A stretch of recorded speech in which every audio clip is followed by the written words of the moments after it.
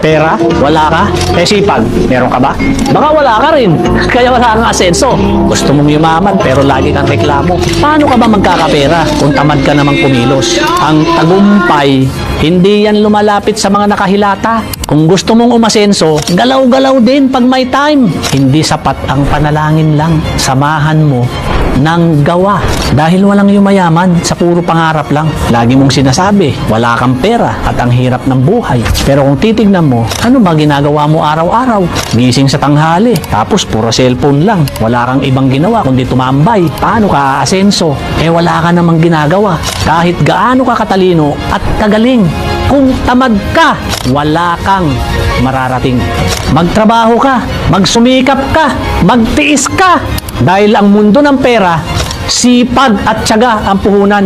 Kung gusto mong umasenso, simulan mo yan sa mindset mo. Huwag kang umasa sa ayuda o tulong ng ibang tao. Maghanap ka ng extra income. Mag-aral ka at matutong dumiskarte. Tandaan mo na walang imposible sa taong porsigido at masipag.